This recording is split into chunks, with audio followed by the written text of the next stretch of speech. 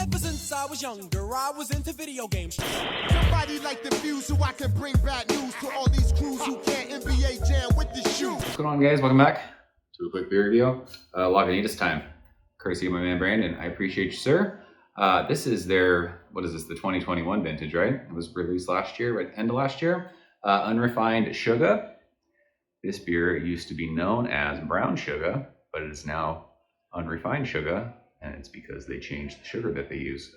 It used to be brewed with brown sugar, but now it is brewed with, I think it's called Dulcie. I don't have the accent to say it right. It's definitely not Dulce because there's an IE, so Dulcie, I don't know. I'm not sure how to pronounce that, but Brandon is part of Dulcie, and he had sent me an email asking if I wanted to review this beer and talk about the sugar. So I said, of course.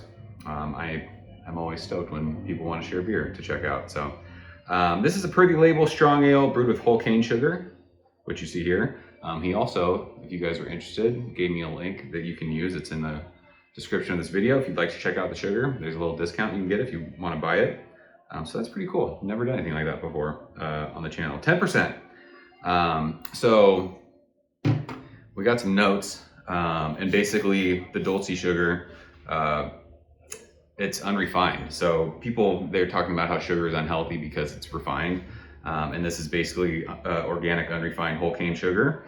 And it goes through just a minimal processing. So they just say to use this in place of, regular sugar when you're cooking, or if you're using it in cocktails, baking.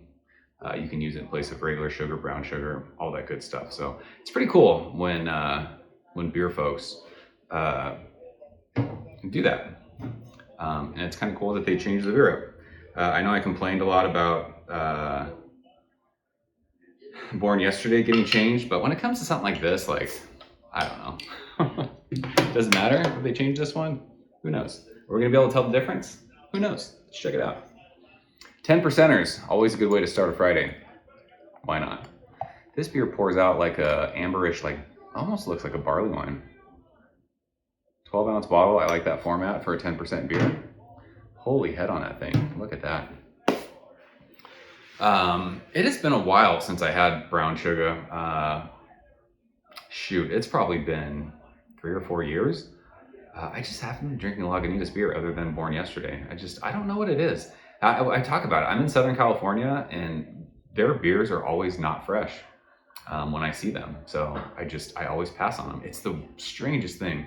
I went up to Russian River last year, and there were a couple of little pubs that my wife and I went to, and they had Lagunitas on tap. And Lagunitas IPA, I drank it when I was up there, and it was absolutely delicious still. So I know they make good beer still. I never see it fresh here. So I honestly never drink Lagunitas.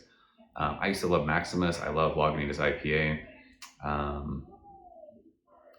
What was the other? They did another pale ale that was good. Lagunitas Sucks was one of my favorite beers. They stopped doing that.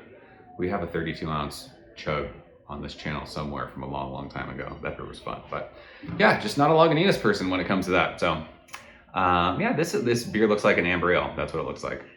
And there was a fluffy finger and a half of bright white head. It's kind of sudsy. I mean, it's really fluffy, but there's some big bubbles in the middle of that head, but plenty of carbonation. That head stuck around for being 10%. Looks good. Is this gonna smell sweet? Usually it does. This smells like a loaf of brown bread. Is there a date on this? Oh fuck, it's a Julian date. Dude, it's 2022 and Lagunitas has straight cash, homie, and you guys are still Julian dating bottles. Fuck off. I think this was around October-ish. This got released, so we're in February. What's today? February 4th. But yeah, this smells like it's like brown bread. It's caramely. It almost has what is that spice? Not coriander. It's, oh my gosh, it's on the tip of my tongue. It's one of the Thanksgiving spices. You guys know what I'm talking about. But yeah, it's sweet. This beer, is typically, I think they use hops in it. This beer doesn't smell hoppy to me, but again, we're 4 months into it. It might have like a little bit of like earthiness to it, but yeah, this is straight like brown clove is what I'm smelling. Clovey, like,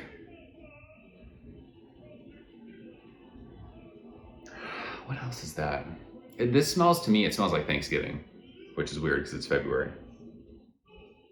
But yeah, it definitely has a sweetness. There's a spice to it. It smells like but it's not like pumpkin. It smells like pumpkin bread, but whatever spices, it's not cinnamon. What are we doing right now? I can't figure out what I'm smelling. It smells really good. Like, it doesn't smell boozy. It doesn't smell overly sweet. It just smells like it smells like a winter warmer beer to me. Like, what is that? Like, what are those notes? You guys know. So let's go and taste it. Brandon, cheers. Thank you, sir.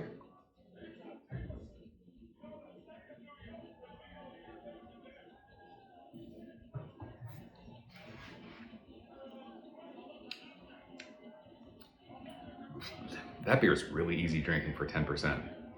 I can't believe that's a 10% beer.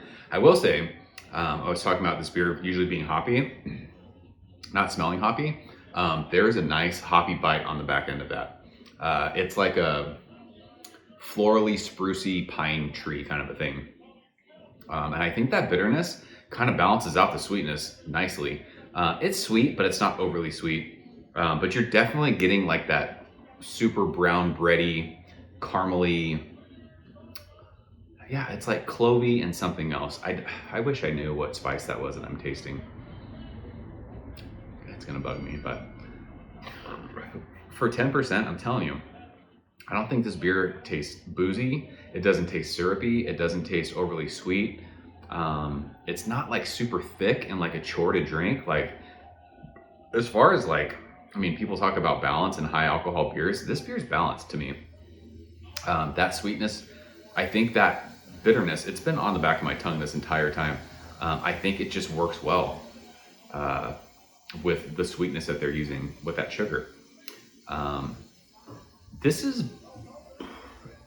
beer's better than I remember. I don't want to say it's better than I remember, but I'm enjoying it now these days, I think, more than I did last time I had it, which was years ago. It might be because I drink predominantly lagers and West Coast IPAs these days. So maybe something like this right now is just kind of hitting different for me, but yeah, it's good stuff. I really, really enjoy that. I mean, I don't think I would need, I don't know how, this probably came in 4-packs. He sent me a couple bottles. I'm good with the 2 bottles that I have, but I mean, this isn't a beer that I would go out and buy cases of for me, but I could see other people who enjoy this style. Strong ales, what is that, a barley wine? I mean, I could see people buying multiple 4-packs of this and just kind of cellaring it. And I mean, it would probably, it'd be interesting to see. I mean, I have another bottle, I can hold on to it. Once that kind of hot bitterness fades with age, just to kind of see how that kind of brown, bready, caramely, clovey, spicy sweetness does. It probably would age perfectly. It would age gracefully. This is a good beer. I really, really like it. So, yeah, not much else to say. I mean, this is a strong ale review from a guy who drinks hoppy beers all the time. So there you go. That's Unrefined Shugga, the 2021 vintage from Lagunitas, Petaluma in Chicago, Illinois. Brandon, I appreciate you sharing it. And if you guys want to check out the sugar, the link is in the description below. Do that. I'm gonna, we'll bake something with this or cook with it. I don't know what we're gonna do with it. We'll do something with it. So yeah, that's it. I'm out of here. See you guys soon. Cheers. Thank you for coming behind the bar, in the arcade, all that shit. Ever since I was younger, I was into video games. Somebody like the fuse so I can bring bad news to all these crews who can't NBA jam with the shoe.